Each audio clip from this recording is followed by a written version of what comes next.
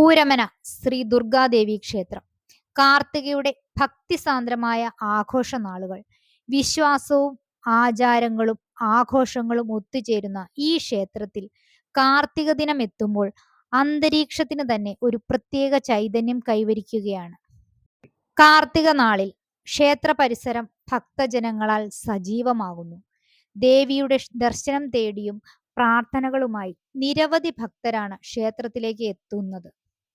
വിളക്കുകളും ദീപാലങ്കാരങ്ങളും കൊണ്ട് ക്ഷേത്ര പരിസരം പ്രകാശപൂരിതമാകുമ്പോൾ കാർത്തിക ആഘോഷത്തിന് മറ്റൊരു ഭംഗി കൈവരുന്നു.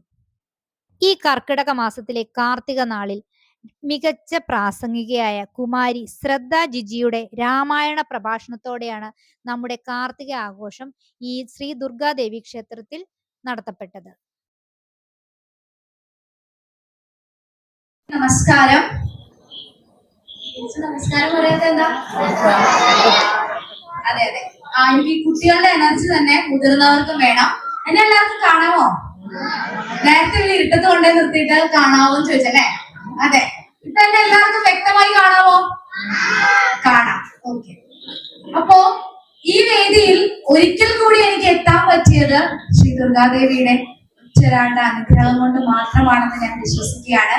കാരണം നിങ്ങൾ എന്നെ ഏറ്റെടുത്തത് കൊണ്ടാണ് എനിക്ക് ഈ വേദിയിൽ ഒരിക്കൽ കൂടി ഈ രാമായണ മാസകാലത്ത് എത്താൻ സാധിച്ചതെന്ന് വിശ്വസിച്ചുകൊണ്ട് ആ ദേവിയുടെ പാദത്തിലെല്ലാം സമർപ്പിച്ചുകൊണ്ട് ഞാൻ ആരംഭിക്കട്ടെ. ഹരേ രാമ രാമ രാമ ഹരേ ഹരേ, ഹരേ കൃഷ്ണ കൃഷ്ണ കൃഷ്ണ ഹരേ ഹരേ. എല്ലാവരും എന്നെ നോക്കി നിൽക്കാതെ ഒരിക്കൽ കൂടി ആ രാമനാമം കൊണ്ട് ഉയരട്ടെ എന്ന് ഞാൻ ആഗ്രഹിക്കുകയാണ്. ഒരിക്കൽ കൂടി എല്ലാവരും ആ രാമനെ മനസ്സിൽ കണ്ടുകൊണ്ട് ഒന്ന് എന്റെ ഒപ്പം ഏച്ചു ചൊല്ലാം. ഹരേ രാമ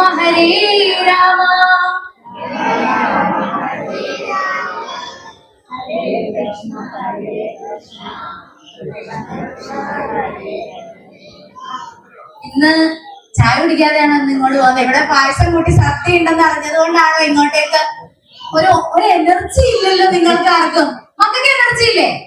ഇന്ന് രാമനെ നമുക്ക് അയോധ്യയിൽ നിന്ന് ഇവിടെ കൊണ്ടുവന്നാലോ? വിളിച്ചോണ്ട് വന്നാലോ?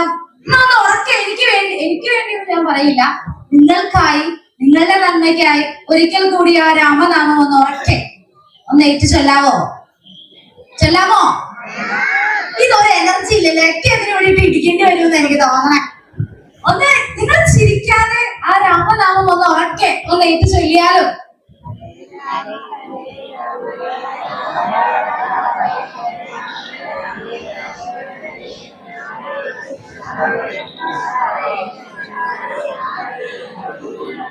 ഇഷ്ടപ്പെട്ടു, നന്നായിരിക്കുന്നു. എന്നാൽ നിങ്ങൾ ഇപ്പൊ ഇവിടെ മന്ത്രം ചൊല്ലി അല്ലെ? നിങ്ങൾ പ്രാർത്ഥിച്ചു. ആരെയൊക്കെ വിളിച്ചു? രാമനെ വിളിച്ചു, കൃഷ്ണനെ വിളിച്ചു. ഇവർ രണ്ടുപേരും മാത്രമാണോ വിളിച്ചേ? ഇതിന്റെ ഇടയിൽ ഒരാളെയും കൂടി നിങ്ങൾ വിളിച്ചു. ആരാണ് അയാൾ? ആരാണ്? രാമൻ നമ്മൾ വിളിച്ചൂടാ, പിന്നെ ആരെ വിളിച്ചേ? കൃഷ്ണനെ വിളിച്ചു. ഇതിന്റെ ഇടയിൽ നമ്മൾ വിട്ടുപോയേ. നമ്മൾ എങ്ങനെയാ തുടങ്ങുക മന്ത്രം? ഹരേ രാമ. അതായത് നിങ്ങൾ അവിടെ വിട്ടുപോയത് ആരെയാണ്? ഹരേയാണ് നിങ്ങൾ വിട്ടുപോയത്. ഇത് നിങ്ങൾ എല്ലാവരും ഒന്ന് ശ്രദ്ധിക്കുക. ഒരിക്കൽ ബ്രഹ്മാവ് നാരദനോട് പറയുകയായി, കലിയുഗത്തിൽ മനുഷ്യന് ഏറ്റവും കൂടുതൽ അത്യാവശ്യമായി വരുന്ന ഒരു മന്ത്രമാണ് നമ്മുടെ ഹരേ രാമ എന്ന് പറഞ്ഞു കൊടുത്തു. എന്നാൽ ഇതിൽ 3 വാക്കുകൾ ഉണ്ടെന്ന് ഞാൻ പറഞ്ഞു. ഒന്നാമത്തേത് ഹര, രണ്ടാമത്തേത് രാമ, മൂന്നാമത്തേത് കൃഷ്ണ. എന്നാൽ ഈ വാക്കുകളുടെ എല്ലാം അർത്ഥം എന്താണ്? എന്നെ തന്നെ നോക്കിയിരിക്കുന്ന ചേച്ചിമാരും ചേട്ടന്മാരോട് കൂടിയാണ് ഞാൻ ചോദിക്കുന്നത്. എന്റെ കൂടെ പ്രഭാഷണത്തിൽ മുന്നിട്ട് പോകുമ്പോൾ ചുമ്മാ അവിടെ ഇരുന്ന് ഉറങ്ങാൻ ആരെയും ഞാൻ വെറുതെ വിടില്ല. ഇതിന്റെ ഇടയിൽ കൂടെ എനിക്ക് വിശാലമായി ഇങ്ങനെ നടന്ന് ഞാൻ അങ്ങോട്ട് നടക്കണം. എന്റെ പൊന്നു കൊച്ചെ ഇങ്ങോട്ട് വരില്ലേ എന്നൊരു ചേച്ചിയോടൊന്ന് മനസ്സിൽ പറയാം. ഞാൻ നടക്കാൻ എനിക്ക് വിശാലമായി 4 വഴികളിലേക്കും സ്ഥലം ഇട്ടിരിക്കുകയാണ്. ചേട്ടന്മാരൊക്കെ അവിടെ സ്റ്റാൻഡിൽ ഇങ്ങനെ തൂങ്ങി നിൽക്കേണ്ടത്. നമുക്ക് അങ്ങോട്ട് പോയി ചോദിക്കണം, ചേട്ടൻ എന്റെ പൊന്നു വെച്ച് ഞാൻ ഇവിടെ ഇങ്ങനെ നിന്നോട്ടെ എന്നൊക്കെയുള്ളൊരു മൈൻഡിലാണ്. നമുക്ക് നോക്കാം, എന്താണ് കൃഷ്ണ എന്ന വാക്കിനർത്ഥം? എന്താണ് കൃഷ്ണ? എല്ലാവരും 4 നേരം ഗുരുവായൂരപ്പനെ വിളിക്കുന്നുണ്ടല്ലോ, എന്നിട്ട് അതിന്റെ അർത്ഥം അറിയാൻ പാടില്ലേ? കൃഷ്ണ എന്താന്ന്? എന്താ കൃഷ്ണ? എന്റെ കൃഷ്ണ എനിക്ക് വയ്യ, എന്റെ കൃഷ്ണ എന്നെ ഒന്ന് നോക്കിയേക്കണേ, എനിക്ക് മാത്രം നല്ലത് വന്നെന്ന് മാത്രം പറയാനാണോ കൃഷ്ണ എന്ന് തുറക്കണേ? അല്ലല്ലോ. അല്ല, മിടുക്കി കുട്ടി. അതെ, ഞങ്ങൾ ബാക്കിയുള്ളവർക്ക് നല്ലത് വരാനായിട്ട് പ്രാർത്ഥിക്കും, അല്ലേ മോളെ? അല്ലേ? അതെ അതെ. അപ്പോ കൃഷ്ണ എന്ന വാക്കിനർത്ഥം എല്ലാത്തിനെയും ആകർഷിക്കാനുള്ള കഴിവുള്ള ഒരാൾ എന്നാണ് കൃഷ്ണ എന്ന വാക്കിന് അർത്ഥമാക്കുന്നത്. അതാണല്ലേ നമ്മൾ ഗുരുവായൂർ നടയിൽ ചെല്ലുമ്പോ നമുക്ക് എങ്ങുമില്ലാത്ത ഒരു ആകർഷണം ആ ശ്രീകോവിലിന്റെ ഉള്ളിൽ നിന്ന് വരും. ആണോ? എത്ര പേർക്ക് ആ ആകർഷണം കിട്ടിയിട്ടുണ്ടോ? എനിക്ക് ഒന്ന് കൈവക്കാമോ? ഈ കുഞ്ഞു മക്കൾക്ക് കിട്ടിയിട്ടുള്ളൂ. ഞങ്ങള് കൃഷ്ണനെ ഇടിയും കൊണ്ട് തൊഴിയും കൊണ്ട് ഒന്ന് ക്യൂ ഒന്ന് കണ്ട് എങ്ങനെയോ കണ്ടു പോകുന്നു, അന്നേരമാണ് ആകർഷിക്കാൻ പോണേന്നാണോ? ഞാൻ കൊച്ചു മക്കൾക്ക് കിട്ടി, അവരിലും ഉണ്ണിക്കണ്ണൻ ഉണ്ടെന്നാണ് അതിന്റെ അർത്ഥം. അപ്പോ കൃഷ്ണ എന്ന വാക്കിനർത്ഥം എല്ലാത്തിനെയും ആകർഷിക്കാനുള്ള ശക്തിയുള്ളവൻ എന്നാണ് കൃഷ്ണ എന്ന വാക്കിനർത്ഥം. ഇനി എന്താണ് രാമ എന്ന വാക്കിനർത്ഥം? എന്താ രാമ എന്ന വാക്കിനർത്ഥം? പറയൂ. ആലോചിക്കാണ്, മനസ്സിലിട്ട് കറക്കാണ്. എവിടെയോ കണ്ടു മറന്ന രാമനെ ഞാൻ ഇനി അർത്ഥം ചോദിച്ചാൽ എങ്ങനെ പറയാനാണ് എന്ന് ആലോചിച്ചുകൊണ്ടിരിക്കുകയാണ്. രാമ എന്ന വാക്കിനർത്ഥം സർവ്വസ്രോതസ്സിന്റെയും ഉറവിടം എന്നാണ് അർത്ഥം. ഇവിടെയുള്ള സർവ സകലത്തിന്റെയും സർവ്വലോകത്തിന്റെയും സ്രോതസ്, ദി കംപ്ലീറ്റ് റിസർവോയർ എന്ന് വേണമെങ്കിൽ നമുക്ക് രാമ എന്ന വാക്കിന് അർത്ഥമാക്കാം എന്ന് പറയാം. കിട്ടിയോ? കിട്ടിയോ? ഈ പിള്ളേർക്കുള്ള എനർജി എങ്കിലും ഇവിടെ ഇരിക്കുന്ന ചേച്ചിമാരും ചേട്ടന്മാരും ഒന്ന് കാണിക്കണം. നിങ്ങൾ ഇത് ഉറങ്ങുകയാണോ? നല്ല മഴയൊക്കെയാണ്, മൂടി പിടിച്ച് കിടക്കാൻ നേരത്ത് ദുർഗാദേവിയുടെ തന്നേനാണ് പ്രഭാഷണം. കൈകൊട്ടിക്കളി ആണെങ്കിൽ 2 കറക്കമെങ്കിലും കാണാറുണ്ടാണോ? അല്ല, ചിരിക്കുന്നൊക്കെ ഉണ്ട്. അപ്പോ രാമ എന്ന വാക്കിനർത്ഥം ഈ സകല ചരാചരങ്ങളുടെയും ഒരു റിസോഴ്സ്, അവിടെ എല്ലാം ഉണ്ട് എന്ന വാക്കിനാണ് അർത്ഥം. ഇനി ഞാൻ ചോദിക്കട്ടെ, മൂന്നാമത്തെ വാക്കായ ഹരേ എന്ന് ഉദ്ദേശിക്കുന്നത് എന്താണ്? ഹരേ, കൂട്ടമായി ഇരുന്ന് ഗെയിം കളിക്കുന്ന കുഞ്ഞു കുട്ടികളോടാണ് എന്റെ ചോദ്യം. എന്റെ പൊന്നു ചേച്ചി, ഞങ്ങൾ ഇവിടുന്ന് ഗെയിം കളിച്ചോട്ടെ? ആണോ? ആണോ? എന്താണ് ഹരേ എന്ന വാക്കിനർത്ഥം? ഇവിടെ ഇപ്പൊ ഏറ്റവും കൂടുതൽ അംഗസംഖ്യ ഉള്ളതാരാ? ഒന്ന് നോക്കി, ചുറ്റും നോക്കി. ഇങ്ങനെ എന്നെ തന്നെ നോക്കിക്കൊണ്ടിരിക്കുക. എനിക്ക് ഇങ്ങനെ നിങ്ങൾ എന്നെ തന്നെ നോക്കിയത് എനിക്ക് ടെൻഷൻ ആവൂട്ടാ. ഒന്ന് ചുറ്റിനും നോക്കി, ഇവിടെ ഏറ്റവും കൂടുതൽ അംഗസംഖ്യ ഉള്ളതാരാ? അതൊന്നും പറയാനൊരു ഉശിരില്ലല്ലോ. ആരാ? സ്ത്രീകള്.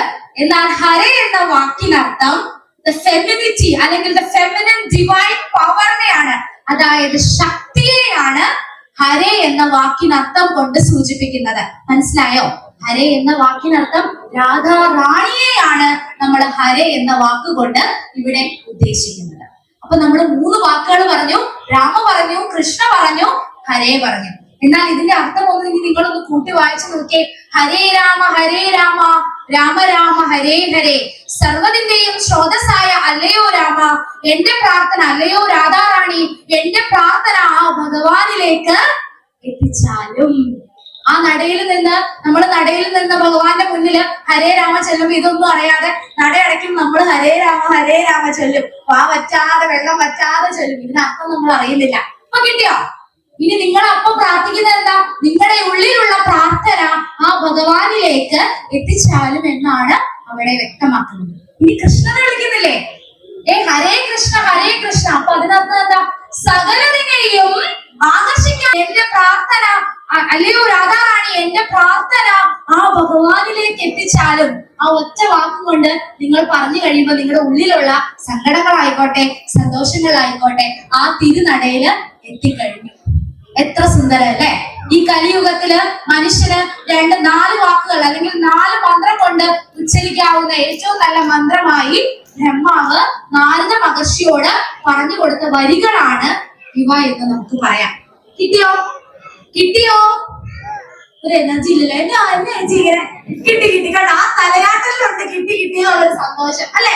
ഇനി ഹരേ രാമ ചൊല്ലുമ്പോ ഓർമ്മ വരൂലേ? എന്റെ പ്രാർത്ഥന മുഴുവനും ആ ദൈവങ്ങള് കേൾക്കണം, ആ ഭഗവാനിലേക്ക് എത്തണം എന്നുള്ള ആ ഒരു ബോധത്തോടെ പ്രാർത്ഥിച്ചു നോക്കൂ. നിങ്ങൾക്ക് ആ ഫലം തിരികെ തന്നെ കിട്ടും അല്ലെ? അതെ. ഇന്ന് നമ്മൾ എല്ലാവരും ഇവിടെ കൂടിയിട്ടുണ്ട്. ഞാൻ ചോദിക്കട്ടെ, ഇത് എന്തിന്റെ ഭാഗമായിട്ടാണ് നമ്മൾ ഇവിടെ കൂടിയേക്കുന്നത്? കാർത്തികയാണ് അല്ലെ? നമ്മുടെ ദുർഗാദേവിയുടെ കാർത്തികയാണ്. പിന്നെ മറ്റൊരു പ്രധാനം കൂടി ഉണ്ടല്ലോ, രാമായണ മാസമാണ്. എന്നാൽ ഇത് ഏത് മലയാള മാസമാണ്? ഏതാ ഈ നല്ല പിങ്ക് ഉടുപ്പൊക്കെ ഇട്ട നല്ല പൂമ്പാച്ചേനെയൊക്കെ കുത്തി കൊച്ചിനോട് ചോദിക്കാൻ ഇത് ഏത് മാസം മോളെ? ടെൻഷൻ ആവണ്ട, പറഞ്ഞോ. മിഠായി തരാം അല്ലെ പായസം തരാം. ടെൻഷനായി, കൊച്ചു ടെൻഷനായി. ആർക്കാ പറയാനുള്ളേ? ഓന് പറയാൻ പറ്റോ? അയ്യോ ഞാനില്ല, ഞാൻ ചോദിക്കുന്നില്ല. എന്നാ നമുക്ക് ഈ സൈഡിലേക്ക് നടന്നാൽ ഇങ്ങോട്ട് നടക്കുമ്പോഴത്തേക്ക് ഇവിടെ ടപ്പ് ടപ്പ് ടപ്പ് ഇടിക്കണത് എന്റെ നെഞ്ചിൽ കേൾക്കാത്ത പറഞ്ഞ പോലെയാ. ഇത് ഏത് മാസാ മോന് പറയാമോ? ഞാൻ പറയില്ല, അമ്മ വേണേ പറഞ്ഞോളാം. എനിക്കറിയില്ല. ശരാ, ഇനി ആർക്കാ അറിയാവുന്നേ ഇവിടെ? ആർക്കാ അറിയാവുന്നേ? ആർക്കറിയാവുന്നേ? ആ ഇവിടെ അറിയാം, ഈ മോക്കറിയാം. എനിക്കറിയില്ല. അതെന്താ ഈ മാസം അറിയില്ല?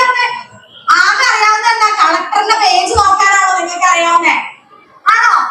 രാത്രി 9 മണിയാവുമ്പോ കളക്ടർ എന്തേ ഇട്ടില്ല നോക്കാൻ മാത്രമാണ് ഇവിടെ ഇരിക്കണമൊക്കെ അറിയുന്നത്. പറഞ്ഞ ഏത് മാസം?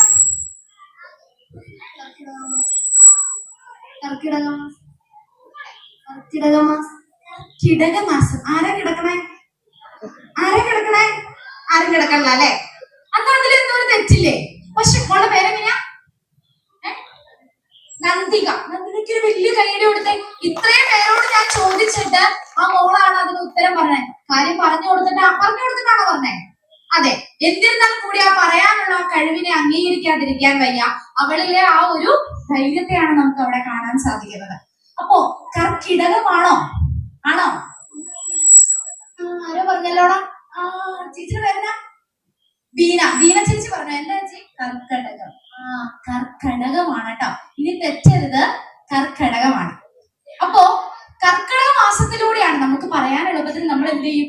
കർക്കിടക മാസമാണ്, മഴയാണ്, പന്നമാസമാണ്, ഒന്നിനും കൊള്ളില്ല, അപ്പടി വീണ ഇരിപ്പതാ. അമ്മൂമ്മമാര് പറയുന്ന ഡയലോഗ് എന്താ? വീണ ഇരിപ്പതാ, അങ്ങനൊന്നും പോണ്ട. ഇതാണ് എന്താ അമ്മൂമാരുടെ ഡയലോഗ് അല്ലെ? അപ്പൊ നിങ്ങളൊന്ന് ആലോചിച്ച് നോക്കണം, നമ്മൾ കർക്കിടക മാസത്തിലൂടെയാണ് കടന്നു പോകുന്നത്. ഇതിന്റെ പ്രത്യേകത എന്താ? രാമായണ മാസമാണല്ലേ? അങ്ങ് തട്ടും പുറത്തിരിക്കുന്ന രാമായണം കുത്തിപ്പൊക്കണ മാസമാണ് നമുക്ക് കർക്കിടക മാസം. ആണോ? അതെ, സത്യം പറഞ്ഞു. തട്ടുപുറത്തിരിക്കണ മുക്ക് എടുക്കണ ദിവസമാണ് രാമായണ മാസം. പിന്നെ നമുക്ക് അങ്ങോട്ട് മുക്കൂറ്റിയായി, ദശപുഷ്പങ്ങൾ അന്വേഷിക്കലായി, ഇതിന്റെ ഒക്കെ പുറകെ നടക്കലായി നമ്മള്. നിങ്ങളൊന്ന് ആലോചിച്ച് നോക്കിയേ, ഈ രാമായണ മാസത്തില് നമ്മുടെ ശരീരത്തിന് വേണ്ടിയിട്ട് നമ്മൾ എന്താ ചെയ്യുന്നേ? നമ്മുടെ ഉച്ചയ്ക്ക് ഉണ്ടായിരുന്നു, ഞാൻ വന്നില്ല. കണ്ട കഞ്ഞിയുടെ കാര്യം വന്നപ്പോഴത്തേക്ക് എനർജിയായി. അപ്പൊ കർക്കിടക കഞ്ഞി ഉണ്ടായിരുന്നു അല്ലെ? കുടിച്ചവരൊക്കെ ഒന്ന് നോക്കിക്കേ. കുറച്ചു പേരൊക്കെ ഉണ്ട് കുടിച്ചവര്. അവരുടെ എനർജി എനിക്ക് കാണാൻ സാധിക്കുന്നുണ്ട്. അപ്പൊ കർക്കിടക കഞ്ഞി കുടിച്ച് നിങ്ങളുടെ ശരീരത്തെ നിങ്ങൾ ബലവത്താക്കി അല്ലെ? ബലപ്പെടുത്തി നിങ്ങളുടെ ശരീരത്തെ. അങ്ങനെ വെച്ച് നോക്കുകയാണെങ്കിൽ അപ്പൊ എന്തിനാണ് രാമായണം വായിക്കുന്നത്? ആരോ പറഞ്ഞില്ലേ എന്തിനാണ് രാമായണം വായിക്കുന്നത്? ശരീരത്തിന് മാത്രം മനസ്സമാധാനം മതിയോ? ശരീരം മാത്രം ഇതിനിട്ട് 2 ഇട്ടി കൊടുക്കണം, എന്നാ ഞാൻ ശക്തിയായിട്ട് ഇരിക്കണം, അങ്ങനെ ഓർത്തുമ്പോ ശരീരം മാത്രം നന്നാക്കി മതിയോ? അത് തന്നെ രാജപ്പച്ചേട്ടന്റെ ഉത്തരം വന്നു. മനസ്സിന് സമാധാനം ഉണ്ടാകണം. മനസ്സിന് സമാധാനം ഉണ്ടാവണമെങ്കിൽ കൊച്ചു മഴയൊക്കെ പെയ്യണോടത്ത് പെരക്കാത്ത കയറിയുന്ന സമാധാനം ഉണ്ടാവോ? ഇല്ല. എന്നാൽ നമ്മുടെ ഒരു സാധനം അങ്ങ് വായിച്ചേക്കാം എന്ന് വിചാരിച്ചിട്ട് നമ്മൾ രാമായണം എടുത്ത് വായിക്കും. ഇവിടെ രാമായണം വായിക്കുന്ന എത്ര ചേച്ചിമാരും ചേട്ടന്മാരൊക്കെ ഉണ്ടോന്ന് കൈവക്കിക്ക്. എവിടെ അതേ കുഞ്ഞു മക്കളൊക്കെ രാമായണം വായിക്കുന്നുണ്ടല്ലോ. ഇവർക്കൊരു വലിയ കൈഡി കൊടുത്തേ. അമ്മയുടെ പേരെന്താന്ന് ചോദിക്കട്ടെ കേട്ടോ. അമ്മേനെ മാത്രം ഞാൻ കണ്ടു. അമ്മയുടെ പേരെന്താ? അതിലും ഉണ്ടൊരു ശകുന്തള. എന്ത് ചെയ്യാനാ? അപ്പൊ ഒന്ന് ആലോചിച്ച് നോക്കി. നിങ്ങളുടെ ഈ കൈയ്യടി പോലെ ചേച്ചിന് അമ്മേനെ ഇഷ്ടമല്ലാന്ന് തോന്നുന്നത് ഇങ്ങനെ കഴിയും. ഭയങ്കര ഒരു പുച്ഛം പോലെ ഒരു നിറഞ്ഞ കൈയ്യടി കൊടുക്കുകയാണ് അമ്മ രാമായണം വായിച്ചു. അപ്പൊ നിങ്ങളൊന്ന് ആലോചിക്കണം, എനിക്ക് സമയമില്ലാന്നല്ലേ, എവിടെ നിന്ന് നേരം കിട്ടാൻ ഒത്തിരി പണിയുണ്ടെന്നൊക്കെ. അപ്പൊ ഞാനൊന്ന് ചോദിച്ചോട്ടെ, പേരിനാണെങ്കിലും ഒന്ന് നമ്മൾ രാമായണം വായിക്കും അല്ലെ? അപ്പൊ ഈ രാമായണം വായിച്ചിട്ട് നമ്മൾ എന്താ ചെയ്യണേ? കർക്കിടക മാസത്തില് നമ്മുടെ രാമൻ കർക്കിടകം തീരാറാകുമ്പോഴത്തേക്കും, കർക്കിടകം 31 ആകുമ്പോഴത്തേക്കും നമ്മുടെ രാമൻ ചിലപ്പോ വില്ല് ഒടിച്ചിട്ടുണ്ടാവുള്ളൂ. 31ാമത്തെ ദിവസമായി. പിന്നെ ഓട്ടപ്രദക്ഷിണ. ചിലപ്പോ നമ്മുടെ രാവണൻ സീതേനെ തട്ടിക്കൊണ്ട് പോയിട്ടുണ്ടാവുള്ളൂ.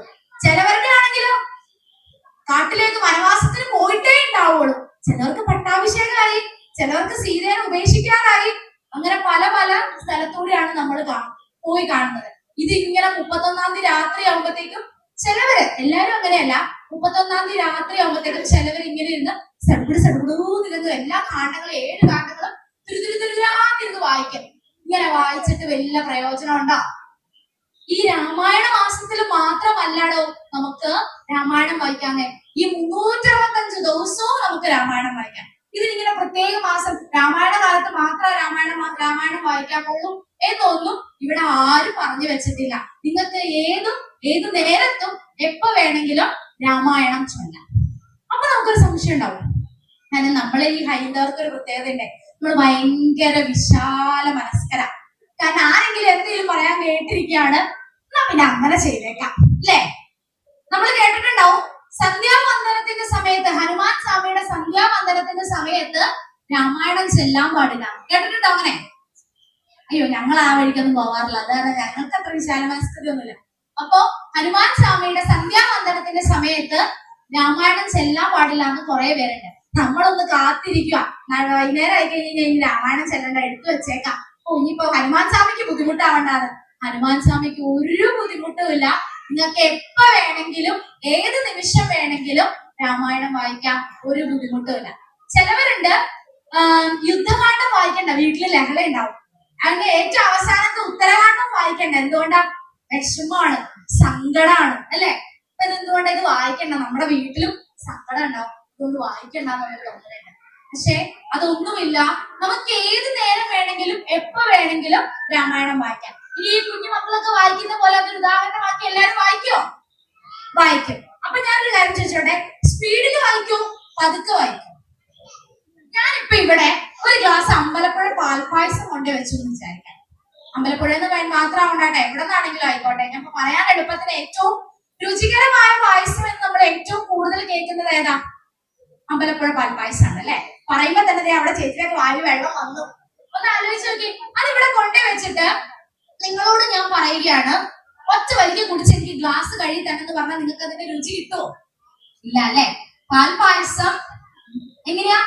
നമ്മൾ ഓരോന്നും ഓരോ സ്പൂണും ഓരോ വായും എങ്ങനെയാ കഴിക്കാം? ആസ്വദിച്ച് കഴിക്കും അല്ലെ? ഈ ആസ്വദിച്ച് കഴിച്ചാൽ മാത്രമാണ് നമുക്ക് അതിലെ കാര്യങ്ങൾ ഗ്രഹിക്കാനായിട്ട് സാധിക്കുള്ളൂ. അതുപോലെ തന്നെയാണ് രാമായണം വായിക്കുമ്പോഴും. നമുക്ക് ആ ആസ്വാദനം നമ്മളിലേക്ക് എത്തണമെങ്കിൽ നമ്മൾ പതുക്കെ പതുക്കെ, കാര്യം 24,000 ഒരു ഭാഗം എടുത്താൽ അതിൽ 100 ശ്ലോകങ്ങളും കാര്യങ്ങളാണ്. ഇത് മുഴുവനും നമ്മുടെ ഉള്ളിലേക്ക് എടുക്കണമെങ്കിൽ നമ്മൾ പതിയെ സാവധാനം ഇതിന്റെ അർത്ഥങ്ങളെല്ലാം ഗ്രഹിച്ചുകൊണ്ട് വേണം നമുക്ക് വായിക്കാനായിട്ട്.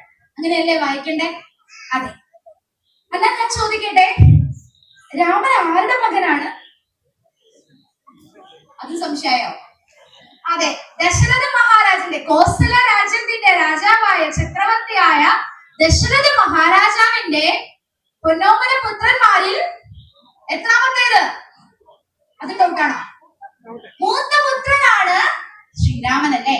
അങ്ങനെ ഇരിക്കെ ഞാൻ ചോദിക്കുന്നു, എത്രാമത്തെ അവതാരം, മഹാവിഷ്ണുവിന്റെ എത്രാമത്തെ അവതാരമാണ് ശ്രീരാമൻ? 4 അല്ല മോനെ, 4 അല്ല. അല്ല, പൊക്കോടുന്നു ഈ വഴി ചാടി ഓടിക്കൊണ്ടോ. എന്നാലും ഒന്ന് ആലോചിച്ചേ, ചേച്ചിക്ക് കിട്ടും. ഒന്ന് ആലോചിച്ചേ, പറയണ ഇന്ന് പപ്പടം പഴം. അത് തന്നെ കുമാർജി ഉത്തരം പറഞ്ഞു. ഒന്ന് മൈക്കിൽ കൂടെ പറയാമോ? 7ാമത്തെ അവതാരം. 7ാമത്തെ അവതാരമാണ് ശ്രീരാമൻ എന്ന് പറയുന്നത്. ചേച്ചി ചുമ്മാ പറഞ്ഞാണ്ട് അതിലെ ചാടി ഓടി പോവാൻ, ചുമ്മാ പറഞ്ഞാണേ. അപ്പോ 7ാമത്തെ അവതാരമാണ് ശ്രീരാമൻ എന്ന് പറയുന്നത്. നമുക്ക് അറിയില്ലാത്തത് ഞാൻ പറഞ്ഞു തരാൻ ഇവിടെ ഉണ്ട് അല്ലെ? അപ്പോ ഈ 7ാമത്തെ, അപ്പൊ ആദ്യത്തേത് ഏതൊക്കെയാ ചോദിക്കില്ലേ എന്നൊക്കെ? മത്സ്യം, കൂർമ്മം, വരാഹം, നരസിംഹം, വാമനൻ, പരശുരാമൻ. 7ാമത്തത് ആരാ? ശ്രീരാമൻ. ഞാൻ എന്താന്ന് ചോദിക്കട്ടെ, ഈ രാമായണം എന്ന് ഉദ്ദേശിക്കുന്നത് എന്താണ്? എന്താണ് രാമായണം എന്ന് ഉദ്ദേശിക്കുന്നത്? ആര് പറയും? രാമന്റെ യാത്രയാണ് രാമായണം എന്നുകൊണ്ട് ഉദ്ദേശിക്കുന്നത്. അങ്ങനെയാണെങ്കിൽ ഞാൻ നിങ്ങളോട് ഒരു കാര്യം ചോദിക്കാം. നമ്മളിപ്പോ ഇത്രയും കാര്യം പറഞ്ഞു, രാമായണം ഒരു കഥയാണോ? ആണോ? അല്ല. എന്നാൽ എത്ര ഇതിഹാസങ്ങളുണ്ട്? 2 ഇതിഹാസങ്ങളുണ്ട്. എന്നാൽ ഇത് രാമായണം ഇതിഹാസമാണ്. ഇതിൽ ഇഹ ആസ്, അതായത് സംസ്കൃതത്തിൽ ഞാൻ വലിയ പാണ്ഡിത്യമൊന്നുമില്ല, എന്നിരുന്നാലും ഞാൻ പറയുകയാണ്, ഇത് ഇവിടെ ഇപ്രകാരം സംഭവിച്ചിട്ടുള്ളത് എന്നാണ് രാമായണം കൊണ്ട് ഉദ്ദേശിക്കുന്നത്. This is history. എന്നാൽ ഞാൻ ചോദിക്കട്ടെ നിങ്ങളോട്, വാൽമീകിയുടെ രാമായണത്തില് ഏതോ ഒരു ഭാഗത്തിൽ അത് കഥയാണ് എന്ന് പറയുന്നുണ്ട്. സംസ്കൃതത്തിൽ പാണ്ഡിത്യമുള്ളവരൊന്ന് കൈവക്കാവോ? സംസ്കൃതം അറിയാവുന്ന, സംസ്കൃതം എടുത്ത് പഠിക്കുന്ന കുട്ടികൾ ആ മോനൊക്കെ ഉണ്ട്, നമുക്കൊന്ന് ചോദിച്ചു നോക്കാം. മോനെ, ഞാനില്ല, ഈ വഴിക്ക് വരില്ല ചേച്ചി, അങ്ങനെ പറയണേ. സംസ്കൃതം പഠിക്കുന്ന എത്ര കുട്ടികളുണ്ട്? ആ ഒരു മോളുണ്ട്, നമുക്ക് അവർക്ക് അവസരം കൊടുക്കാം. ഞാൻ ചോദിക്കട്ടെ, അതിന് മുന്നേ ഇങ്ങനെ കാണിക്കില്ലേ? സംസ്കൃതത്തിൽ കഥ എന്ന വാക്കിന് അർത്ഥം എന്താ മലയാളത്തിലേക്ക് ആക്കുമ്പോ? അറിയോ?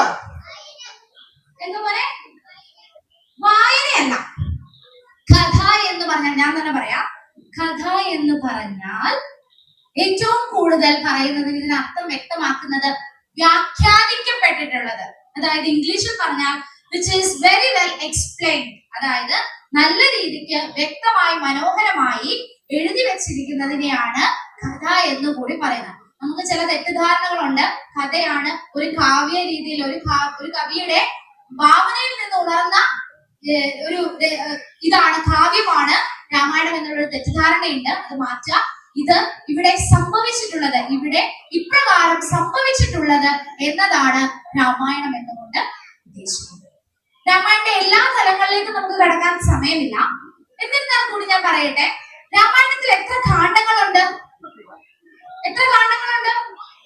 അതെ, പിന്നെയും നമ്മുടെ ശകുന്തള ചേച്ചി പറയുന്നുണ്ട്, എത്ര കാണ്ഡങ്ങളുണ്ട് ചേച്ചി? 7 കാണ്ഡങ്ങളുണ്ട്. അതിൽ ഒന്നാമത്തെ ബാലകാണ്ഡം, രണ്ടാമത്തെ അയോധ്യാകാണ്ഡം, 3 ആരണ്യകാണ്ഡം. കേൾക്കുന്നുണ്ടോ നിങ്ങള്? അവസരം വരണോ? അങ്ങോട്ട് വരണോ? വേണ്ടാന്നാണോ? ആദ്യത്തേത് ഏത് കാണ്ഡമായിരുന്നു? ബാലകാണ്ഡം, അയോധ്യാകാണ്ഡം, ആരണ്യകാണ്ഡം. അടുത്തത് കുമാർജി, ഇവിടെ ഒരു എനർജി ഇല്ല. അതെ, കിഷ്കിന്ധകാണ്ഡം. പിന്നെ ചേച്ചി പറയുന്നുണ്ട്, ചേച്ചിനെ കൊണ്ട് പറ്റും, പറ. സുന്ദരകാണ്ഡം, പിന്നെ യുദ്ധകാണ്ഡം, പിന്നീട് ഉത്തരകാണ്ഡം. അങ്ങനെ അവസാനിക്കുകയാണ് 7 കാണ്ഡം. ബാലകാണ്ഡത്തിൽ തുടങ്ങി ഉത്തരകാണ്ഡത്തിൽ അവസാനിക്കുന്നതാണ് രാമായണം എന്ന് പറയുന്നത്. നമുക്ക് രാമായണം മൊത്തം പറയാനുള്ള സമയമില്ല.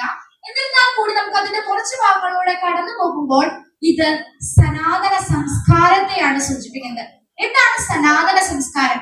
പുതിയതും പഴയതുമായിട്ടുള്ള, ഇന്നും ഇപ്പോഴും പ്രശസ്തിയുള്ള, അല്ലെങ്കിൽ ഇന്നും ഇപ്പോഴും നിലനിൽക്കുന്ന ഒന്നിനെയാണ് സനാതന സംസ്കാരം എന്നുകൊണ്ട് പറയുന്നത്.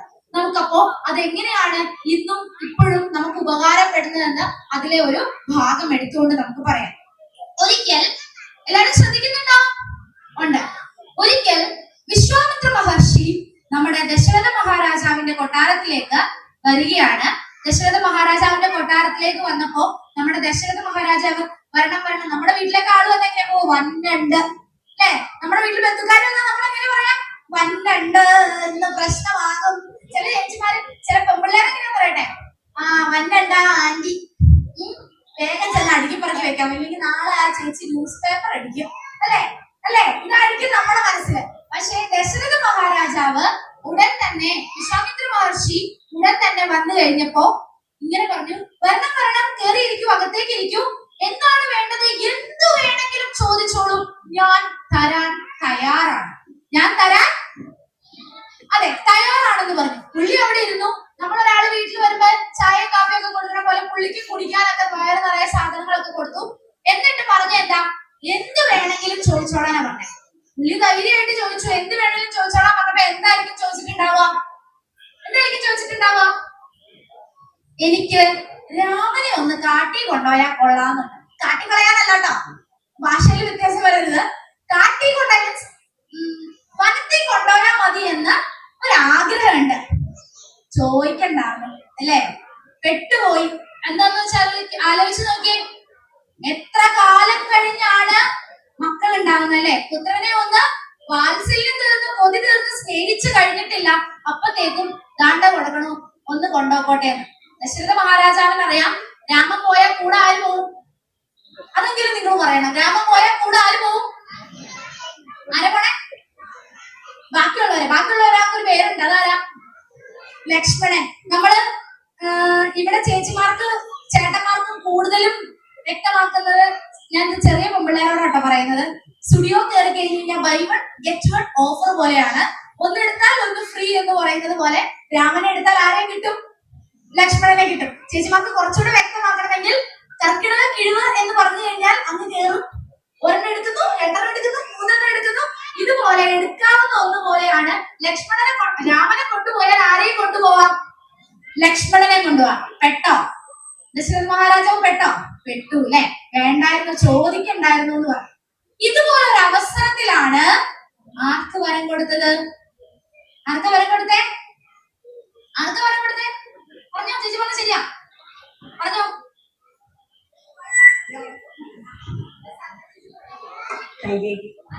കൈകേയിക്ക് വരം കൊടുത്തു. എന്താണെന്ന് വരം? നീ ഇഷ്ടമുള്ളത് ചോദിച്ചു. യുദ്ധത്തിന് സാധാരണ സ്ത്രീകളെ കൊണ്ടുപോവില്ല, പക്ഷെ ആ അവസരത്തിൽ കൊണ്ടുപോയി ജയിച്ചു, യുദ്ധം ജയിച്ചു. ഉടനെ ചോദിച്ചു, നിനക്ക് എന്ത് വേണമെങ്കിലും ചോദിക്കാന്ന് പറഞ്ഞു.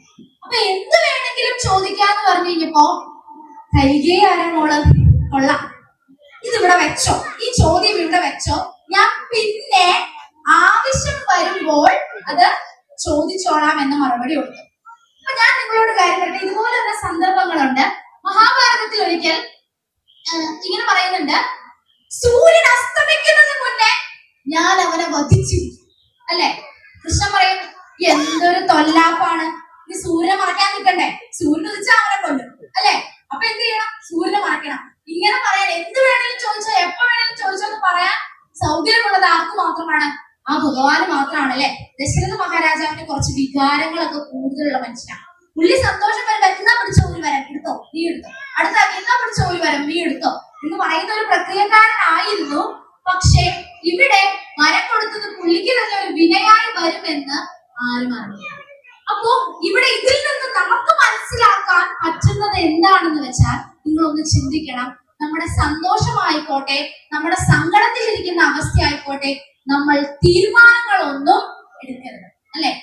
ഞാനൊരു കാര്യം ചോദിക്കാം, നമ്മൾ എപ്പോഴാണ് ആത്മഹത്യ ചെയ്യാൻ പോകുന്ന സമയം? എപ്പോഴാണ്? കുഞ്ഞു കുട്ടികളൊക്കെ ഇരിക്കേണ്ടത്, അതുകൊണ്ട് ആ വിഷയത്തെ കുറിച്ച് കൂടുതൽ ചർച്ച ചെയ്യാൻ ഞാൻ ആഗ്രഹിക്കുന്നില്ല. വലിയ ആൾക്കാർ പറഞ്ഞാൽ നന്നായിരുന്നു. എപ്പോഴാണ് നമ്മൾ സൂയിസൈഡ് ചെയ്യുക എന്നുള്ളൊരു ചിന്ത നമ്മളിലേക്ക് വരുന്നത്? അതെ, ജീവിതം വയ്യ അല്ലെങ്കിൽ നമുക്ക് എന്തെങ്കിലും ഒരു സങ്കടം വരുമ്പോ ആ സമയത്താണ് നമ്മള് ഇത് ചെയ്താൽ മതി എന്ന് നമ്മൾ ചിന്തിക്കുന്നത്. അപ്പോൾ ആ എടുക്കുന്ന തീരുമാനം, ആത്മാഹുതി, നമ്മുടെ ആത്മാവിനെ തന്നെ ഇല്ലാതാക്കുന്ന ആ പ്രവൃത്തി ചെയ്യുന്നത് സത്യമാണോ അല്ലെങ്കിൽ നല്ല പ്രവൃത്തിയാണോ? ആണോ? അല്ല. അപ്പൊ തെറ്റാണ്. അതെ, തെറ്റാണ്. ആ തെറ്റ് അതാണ് പറയുന്നത്, നമ്മൾ വികാരഭരിതരായി ഇരിക്കുമ്പോഴോ സന്തോഷത്തിലോ സങ്കടത്തിലോ ഇരിക്കുമ്പോൾ ഒരിക്കലും നമ്മൾ എടുക്കേണ്ട കാര്യങ്ങൾ പ്രവർത്തിക്കരുത് എന്ന് പറയുന്നത് അതുകൊണ്ടാണ്. അപ്പൊ നമ്മുടെ ലൈഫിലും നമ്മുടെ ജീവിതത്തിലും ഇതെങ്ങനെയാണ് ഈ രാമായണം നമുക്ക് വഴികാട്ടിയായി മാറുന്നത് എന്ന് പറഞ്ഞാൽ, ഇതിൽ ഈ ഒരു രംഗം വളരെ ഉചിതമായ ഒന്ന് തന്നെയാണെന്ന് മനസ്സിലാക്കണം. അതെ, ഇതിൽ നിന്ന് നമുക്ക് രാമായണത്തിൽ നിന്ന് നമ്മുടെ ഈ പുത്തൻ തലമുറയിലേക്ക് അല്ലെങ്കിൽ ഈ പുത്തൻ ജീവിതത്തിലേക്ക് നമുക്ക് എടുക്കാൻ പറ്റാവുന്ന ഒരു ഉത്തമമായ ഗുണപാഠം എന്നാൽ എന്താണ് നിങ്ങൾക്ക് ഞാൻ പറഞ്ഞു തന്നതിൽ നിന്ന് മനസ്സിലാവുന്നത്? ഒരിക്കലും വികാരത്തിലിരിക്കുമ്പോൾ അല്ലെങ്കിൽ സന്തോഷത്തിലും സങ്കടത്തിലും ഇരിക്കുമ്പോൾ നമ്മൾ തീരുമാനങ്ങൾ എടുക്കരുത് എന്നതാണ് ഇതുകൊണ്ട് നമ്മൾ വ്യക്തമാക്കുന്നത്. അങ്ങനെ ഇരിക്കെ ഞാനൊരു കാര്യം ഇവിടെ ചോദിക്കാം, എല്ലാവരോടും കൂടിയാണ് ചോദിക്കുന്നത്. നിങ്ങൾ എത്ര പേരാണ് രാമൻ ഫാൻസ്? ഒന്ന് കൈവക്കാമോ? രാമൻ ഫാൻസ് ആരും കേൾക്കാത്തതുകൊണ്ടാണോ? അവർ നിങ്ങളൊക്കെ ഇരുന്ന് ഉറങ്ങുവാണോ? ഒന്നും കൈവക്കുന്ന കാണുന്നില്ലല്ലോ, അവിടെ ഇരുന്ന് ഉറങ്ങുവാണോ? രാമനെ ഇഷ്ടമുള്ളവർ ഒന്ന് കൈവക്കിക്കേ. രാമനെ ഇഷ്ടമുള്ളവരൊക്കെ കൈവക്കണ്ട്. എനിക്ക് ആരെങ്കിലും ഒരാളെ കാരണം കൂടെ പറഞ്ഞു തന്നെ കേട്ടോ. ആരും പറയും രാമനെ ഇഷ്ടപ്പെടാനുള്ള കാരണം? ചേച്ചി, ഞാൻ അങ്ങോട്ട് വരാനുള്ളപ്പോ പതിയെ എന്താ രാമനെ ഇഷ്ടപ്പെടാനുള്ള കാരണം?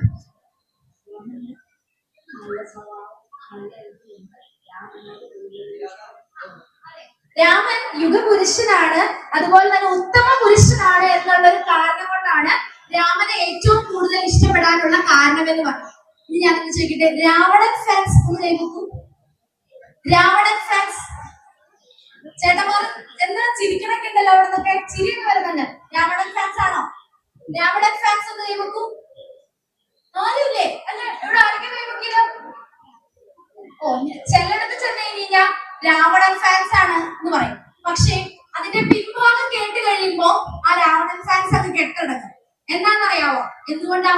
ചിലവർക്കൊരു തെറ്റിദ്ധാരണയുണ്ട്, സീതാദേവിനെ അശോക മരത്തിന്റെ അടിയിലേക്ക് കൊണ്ടെത്തുമ്പോൾ സീതാദേവിനെ ഒരിക്കലും രാവണൻ ഉപദ്രവിക്കുകയോ തൊടുകയോ കാമകണ്ണുകൾ കൊണ്ടോ തൊട്ടിട്ടില്ല. അതാണ് ചില യുവതലമുറയ്ക്ക് രാവണനോട് ഇഷ്ടപ്പെടാനുള്ള പ്രത്യേക കാരണം. കാരണം ഞങ്ങൾ രാവണൻ ഫാൻസ് ആണ് എന്ന് ഞാൻ ചിലവർ പറയുന്നത് കേട്ടിട്ടുണ്ട്. അതിനുള്ള കാരണം ഇതാണ്. എന്താണ്? രാവണൻ സീതയെ ഒന്ന് അപഹരിച്ചിട്ട് പോയിട്ടും മാന്യനാണ് എന്നാണ് ചില ആൾക്കാരുടെ പക്ഷം. എന്നാൽ ഈ അല്ല, മോ പറഞ്ഞു അല്ല. എന്തുകൊണ്ടല്ല? എവിടെ നോക്കിയ ഉത്തരങ്ങൾ വരുന്നുണ്ട്. എന്നാ ഞാൻ പറയാം. ഒരിക്കൽ നളകുബേരന്റെ ഒരു ശാപം ആരുടെ മുകളിലുണ്ട്? രാവണന്റെ മുന്നിലുണ്ട്. അതായത് നീ ആരെയെങ്കിലും ഉദ്ദേശിക്കുന്നത് ഏതെങ്കിലും സ്ത്രീയെ അതായത് ആ സ്ത്രീയുടെ അനുവാദം ഇല്ലാണ്ട് നീ അവളെ തൊടുകയോ കാമിക്കുകയോ ചെയ്തു കഴിഞ്ഞു കഴിഞ്ഞാൽ എന്ത് സംഭവിക്കും? രാവണൻ എത്ര തലയാ? തല തെറിച്ചു. എത്ര തല ഇട്ടേണ്ട? 10 തല. അപ്പോ ഇഷ്ടമില്ലാത്ത ഒരു സ്ത്രീയെ തൊടുകയോ അവളെ കാമിക്കുകയോ ചെയ്തു കഴിഞ്ഞാൽ നിന്റെ തല പൊട്ടിത്തെറിച്ചു പോകും. ഈ ഒരു ഒറ്റ കാരണം കൊണ്ടാണ് രാവണൻ സീതയെ തൊടാണ്ടിരുന്നത്. മനസ്സിലായോ? ആകെ എല്ലാവർക്കും സ്വന്തം ജീവനിൽ കൊതിയുണ്ടല്ലേ? ചുമ്മാ ചെന്നിട്ട് അന്നാ പിന്നെ അവിടെ ഇരിക്കട്ടെ, ഞാനെന്താ തൊട്ടിട്ടുള്ള കാര്യം എന്ന് പറഞ്ഞ് തൊടുവോ? തൊട്ടാ പൊട്ടും. അതുകൊണ്ടാണ് എന്ത് പറ്റിയത്? ചേട്ടൻ തിരിച്ചോ എക്കോ കുറയ്ക്കാമോ? കുറച്ച് എക്കോ ഉള്ള പോലെ. അതുകൊണ്ടാണ് തൊടാതിരുന്നത്. അപ്പൊ മനസ്സിലായോ? ഇപ്പൊ രാമൻ ഫാൻസ് തന്നെയാണ് ഇവിടെ കൂടുതലുള്ളത്. സന്തോഷം. രാവണൻ ഫാൻസ് ഇല്ല എന്ന് വിഷമിക്കൊന്നും വേണ്ട. അപ്പൊ ഞാൻ അങ്ങനെ ഇരിക്കുമ്പോ മറ്റൊരു കാര്യം ഇവിടെ ചോദിക്കട്ടെ. രാമായണത്തിലെ ശ്രേഷ്ഠമായ ശ്ലോകം ഏതാണ്? ഒരിക്കൽ മഹാരാജാവ് വരരുചിയോട് ചോദിച്ചു, രാമായണത്തിലെ ശ്രേഷ്ഠമായ വാക്ക് ഏതാണ്, അല്ലെങ്കിൽ ശ്ലോകം ഏതാണെന്ന് ചോദിച്ചു. ചിലവര് പറഞ്ഞു ലങ്കാദഹനമാണ്.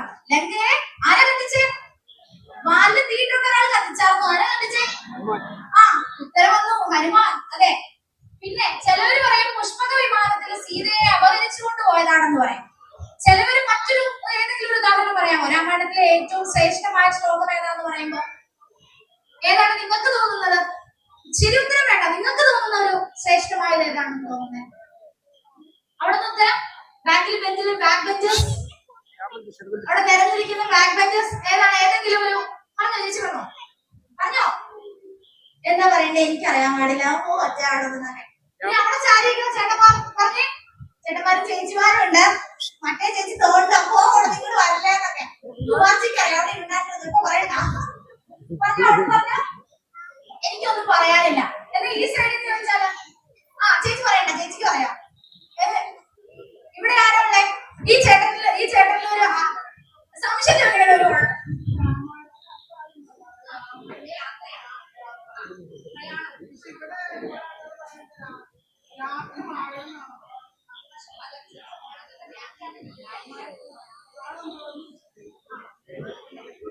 അപ്പോ ഒന്ന് അത് പറയാട്ടോ. അതിനു മുന്നേ നമ്മൾ പറഞ്ഞു പല ഘട്ടങ്ങളുണ്ടെന്ന് പറഞ്ഞു. അതിൽ ഏതാണ് രാമായണത്തിലെ ഏറ്റവും ശ്രേഷ്ഠമായ ശ്ലോകം എന്ന് പറഞ്ഞാൽ എനിക്ക് ഏറ്റവും ഇഷ്ടമുള്ള ഒരു വരി കൂടിയാണ് രാമായണത്തിലെ അത്. കാരണം ഞാനിത് 7ാം ക്ലാസ്സിൽ പഠിക്കുമ്പോഴാണ് ഇത് എന്റെ ഉള്ളിലേക്ക് കയറുന്നത്. അത് കാരണം ഇന്നും മറന്നിട്ടില്ല. ആ അധ്യാപികയെ ഞാൻ ഈ നിമിഷത്തിൽ ഓർക്കുന്നു. അധ്യാപിക ജീവനോടെ ഇല്ല. ഞാൻ ആ അധ്യാപികയും ഈ നിമിഷത്തിൽ എനിക്കത് ഇവിടെ പറയാൻ അവസരം ഉണ്ടാക്കി തരാനും അതൊരിക്കലും മറക്കാതിരിക്കാനും കാരണം ഞാൻ പഠിച്ച സ്കൂളിലെ അധ്യാപികയാണ്. ആ നിമിഷം ആ പരമാത്മാവിന് മുന്നിൽ ഞാൻ നമിക്കുന്നു. ഇത് ആ വാക്യം ഇതാണ്. ആർക്കെങ്കിലും അറിയോ? ചേച്ചിക്ക് അറിയാം. ഇതാണ് രാമം ദശരഥം വിദ്യം മാം വിദ്യം ജനകാത്മജ അയോധ്യ മടവിദ്യം യജാ തഥാ യഥാ സുഖ. ഇതിനർത്ഥം എന്താ? ഇതിനെന്താ അർത്ഥം? ഇത് സുമിത്രാദേവി ലക്ഷ്മണനോട് പറഞ്ഞു കൊടുക്കുന്ന ഒന്നാണ്. ഇന്ന് നമ്മുടെ ഈ കാലഘട്ടത്തിൽ ഈ സമൂഹത്തിൽ ജീവിച്ചു വളരുന്ന ഓരോ കുട്ടികളും ഓരോ കുടുംബാംഗങ്ങളും മാതൃകയാക്കേണ്ട ഒന്ന് തന്നെയാണ് ഈ വരികൾ. സുമിത്രാദേവി ആരാ? ലക്ഷ്മണന്റെ അമ്മയാണ് സുമിത്ര. ലക്ഷ്മണന്റെ മാത്രം അമ്മയാണോ? അല്ല, ശത്രുഘ്നന്റെ കൂടെ അമ്മയാണ് അല്ലെ.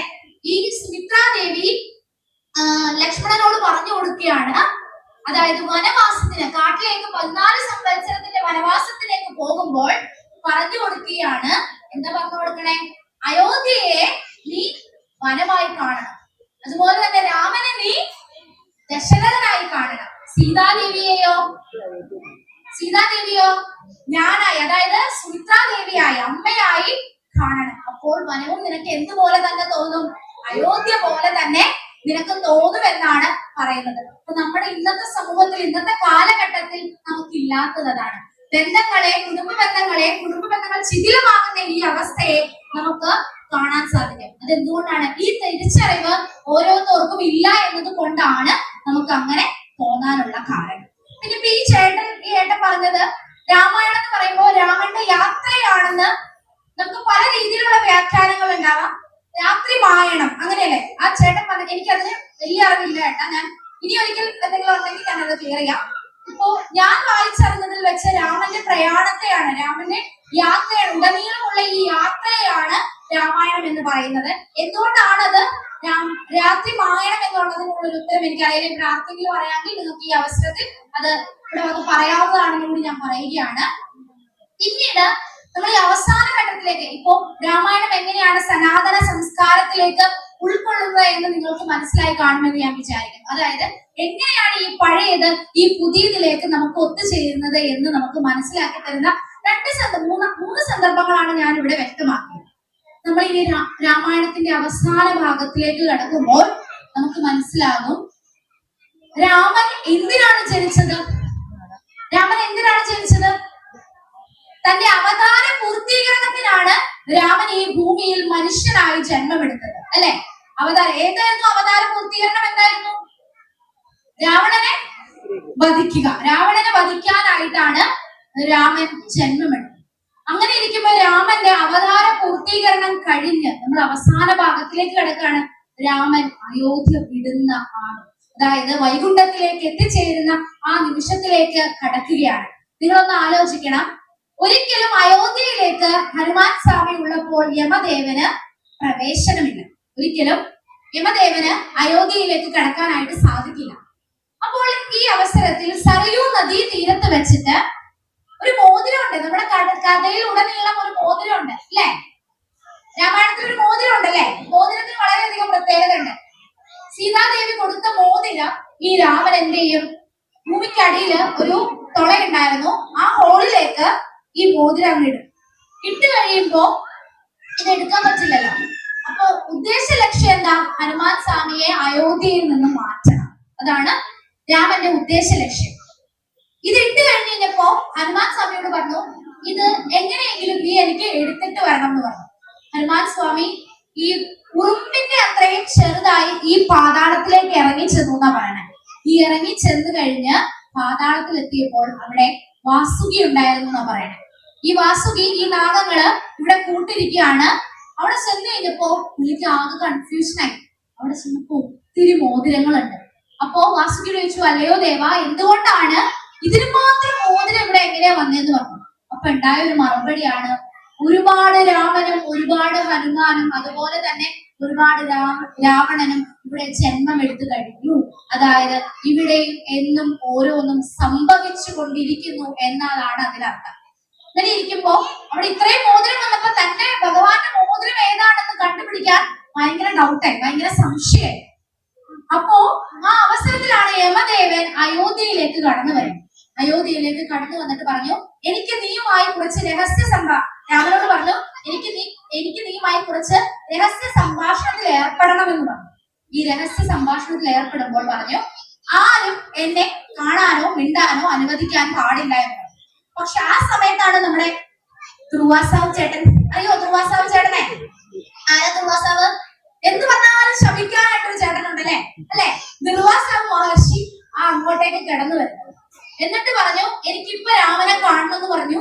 അപ്പൊ അപ്പൊ പറഞ്ഞു നടക്കില്ല, അദ്ദേഹം ഇതിനാണെന്ന് പറഞ്ഞു. അങ്ങനെയാണെങ്കിൽ നിന്നെ ഞാനിപ്പോ ഈ അയോധ്യ ദേശം മുഴുവനും ഞാൻ നശിപ്പിക്കുന്നു പറഞ്ഞപ്പോൾ ലക്ഷ്മണൻ പറഞ്ഞു എന്റെ ജീവൻ പോയാലും വേണ്ടില്ല, ഞാൻ അത് അദ്ദേഹത്തോട് പറയാമെന്ന് പറഞ്ഞ് ലക്ഷ്മണൻ അകത്ത് കിടക്കുമ്പോൾ യമദേവൻ പറയും നിന്റെ അനിയനായ ലക്ഷ്മണനെ ഇപ്പോൾ തന്നെ വധിക്കുക എന്ന് പറയും. പക്ഷെ അത് സാധ്യമല്ലാത്തത് കൊണ്ട് വധിക്കുന്നതിനും അന്ന് തുല്യമാണ് ദേശം കിടക്കുക, നാട് കിടക്കുക. അതായത് ദേശത്തിൽ നിന്ന് ബഹിഷ്കരിക്കുകയാണ് ചെയ്തത്. ആ ചെയ്ത സമയത്ത് അദ്ദേഹം അവിടെ നിൽക്കാൻ, തന്റെ ജ്യേഷ്ഠനില്ലാതെ തനിക്കൊരു ജീവിതം ഇല്ല എന്ന് പറയുന്നത് പോലെ സരയൂ നദിയിലേക്ക് കടന്ന് ലക്ഷ്മണൻ അപ്രതീക്ഷിതമായി പോവുകയാണ് എന്നാണ് പറയുന്നത്. സീതാദേവി എങ്ങനെ അപ്രതീക്ഷിതമായത്? ഭൂമിദേവി പിളർന്നു വന്ന ഭൂമിദേവിയുടെ മടിയിലിരുന്നാണ് സീത ഇതിലേക്ക് പോയത്, മോക്ഷം പ്രാപിച്ചത് അല്ലെ? സീതാദേവി ഭൂമിക്ക് അടിയിലേക്ക് പോയാണ് ഇല്ലാണ്ടായത്, വൈകുണ്ഠത്തിലേക്ക് എത്തിച്ചേർന്നത്, ലക്ഷ്മി ദേവിയായി മാറിയത്. അപ്പൊ അതുപോലെ തന്നെ ഇനി എന്ത് ചെയ്യുമെന്ന് ആലോചിച്ച് തിരിച്ച് മോതിരം എടുത്തുകൊണ്ട് നമ്മുടെ ഹനുമാൻ വരുന്നുണ്ട്. ഹനുമാൻ സ്വാമി വന്നു കഴിഞ്ഞപ്പോ പറഞ്ഞു ഈ അവസരത്തിൽ എന്തിനാണ് അങ്ങ് എന്നെ കബളിപ്പിച്ചത് എന്ന് ഹനുമാൻ സ്വാമി ചോദിക്കുകയാണ്. ആ ചോദ്യത്തിന് മറുപടി പറഞ്ഞത് ഇങ്ങനെയാണ്, അല്ലയോ ഹനുമാനെ, നീ ഈ ഭൂമിയിൽ ചിരകാലം ചിരഞ്ജീവിയായി വാഴട്ടെ. എന്നാൽ അതിനർത്ഥം എന്താണ്? ഇപ്പോഴും ഈ ഭൂമിയിൽ ആരുണ്ട്? ഹനുമാൻ സ്വാമിയുണ്ട്. ഹനുമാനെ ശ്രീരാമ ജയ എന്ന് പറഞ്ഞു വിളിച്ചാൽ, ശ്രീരാമൻ ജയിക്കട്ടെ എന്ന് പറഞ്ഞു വിളിച്ചാൽ നിങ്ങളുടെ വിളിപ്പുറത്തിന് ഹനുമാൻ സ്വാമിയുണ്ട്. ഇത് അനുഭവമാണ്, അതുകൊണ്ട് പറയുകയാണ്. കൂടുതൽ അതിലേക്ക് ഞാൻ കിടക്കുന്നില്ല. അപ്പോ പറഞ്ഞു അങ്ങനെയുള്ള ഒരു വാക്ക് പറഞ്ഞ് ഹനുമാൻ ചിരഞ്ജീവിയായി വാഴാനുള്ള സകല വരവും കൊടുത്ത് ഹനുമാൻ സ്വാമിയെ വിട്ടയക്കുകയാണ്. അതോടൊപ്പം ഹനുമാൻ സ്വാമി വിട്ടയച്ചതിന് ശേഷം രാമായണത്തിൽ രാമൻ ആ സരയൂ നദിയിലേക്ക് കടന്ന് വൈകുണ്ഠം പ്രാപിക്കുകയാണ് ചെയ്യുന്നത്. അങ്ങനെ ഈ സകല ചരാചരങ്ങൾക്കും തന്റെ ഉദ്ദേശ പൂർത്തീകരണം കഴിഞ്ഞ് എന്ത് ചെയ്യുകയാണ്? രാമൻ ആ വൈകുണ്ഠത്തിലേക്ക്, മഹാവിഷ്ണുവിലേക്ക് അഭയം പ്രാപിക്കുകയാണ് ചെയ്തത് എന്നാണ് രാമായണത്തിൽ പറയുന്നത്. ഇതാണ് രാമനും രാമായണവും എല്ലാം നമ്മളിലേക്ക് കണ്ടത്. എങ്ങനെയാണ് ഇത് നമ്മുടെ ജീവിതത്തിൽ ഉൾപ്പെടണ്ടേ എന്ന് പറഞ്ഞു കഴിഞ്ഞാൽ, ഏറ്റവും കൂടുതൽ രാമായണത്തിൽ സഹിച്ച വ്യക്തി ആരാന്ന് വെച്ചാൽ നമ്മൾ പെട്ടെന്ന് പറയും സീതാദേവിയാന്ന് പറയും. സീതാദേവിയാണ് ചിലവരുടെ മറുപടി. പക്ഷെ രാമായണം ഒന്ന് ശരിക്കും വായിച്ചു കഴിഞ്ഞാൽ നമുക്ക് ഉത്തരം കിട്ടും. ഏറ്റവും കൂടുതൽ സഹിച്ചത് ഊർമിളയാണ്. ആണോ? അല്ലെ? ഊർമിളയാണ് ഏറ്റവും കൂടുതൽ സഹിച്ചത്. ഊർമിള ആരാ? ലക്ഷ്മണന്റെ ഭാര്യ അല്ലെ? സ്വന്തം സുഖവും സന്തോഷവും എല്ലാം തന്റെ ജ്യേഷ്ഠത്തിയല്ല, സ്വന്തം ചേച്ചിക്ക് വേണ്ടിയും അതുപോലെ തന്നെ സ്വന്തം രാജ്യത്തിന് വേണ്ടിയും ആ തന്റെ ഭർത്താവിന്റെ സ്നേഹം പോലും അനുഭവിക്കാൻ കഴിയാതെ ലക്ഷ്മണൻ രാമന്റെ കൂടെ വനവാസത്തിന് ഇറങ്ങിപ്പോയപ്പോ എല്ലാം നഷ്ടമായത് ആർക്കാണ്?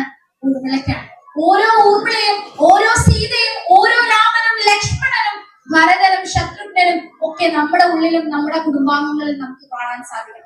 അങ്ങനെയാണ് ഈ സനാതന സംസ്കാരം നമുക്ക് ഇന്നും പുതിയതും പഴയതുമായി താരതമ്യം ചെയ്യുമ്പോൾ നമുക്ക് ഉൾക്കൊള്ളാൻ സാധിക്കുന്നത് എന്ന് പറയുകയാണ്.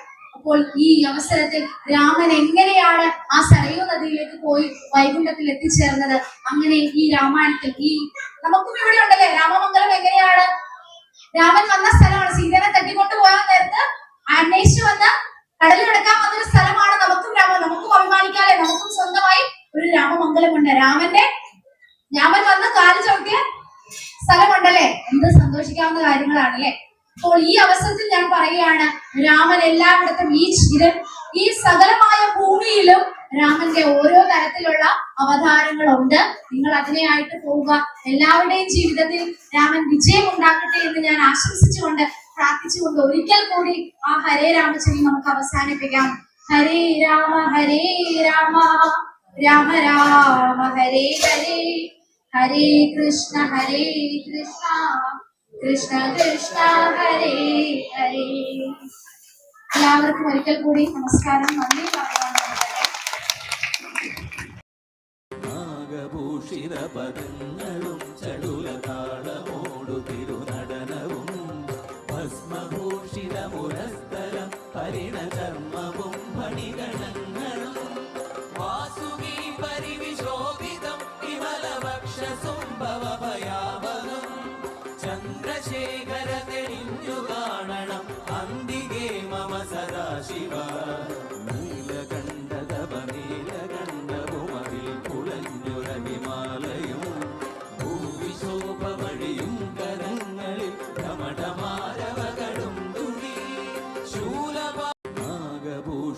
പദങ്ങളും ചടുലതാളമോടു തിരുനടനവും ഭസ്മഭൂഷിതമുരസ്ഥലം പരിണചർമ്മവും ഫണിഗണങ്ങളും വാസുകി പരിവിശോഭിതം വിമലവക്ഷസുംഭവഭയാവഹം ചന്ദ്രശേഖര തെളിഞ്ഞു കാണണം അന്തികേ മമ സദാശിവ നീലകണ്ഠതപ നീലകണ്ഠവുമതിൽ കുളഞ്ഞുരവിമാലയും ഭൂവിശോഭ വഴിയും കരങ്ങളിൽ ഘമടമാരവകളും തുണി ശൂലപാണേ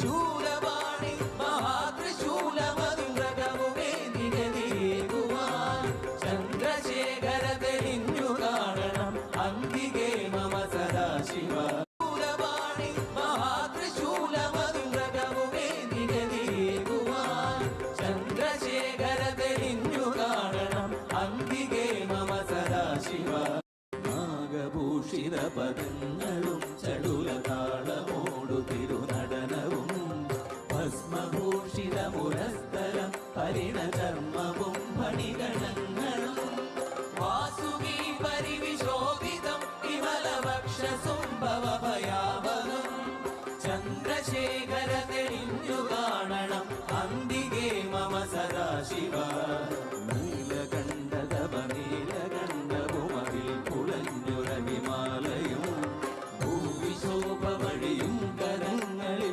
ഘമടമാരവകളും തുണി ശൂലപാണേ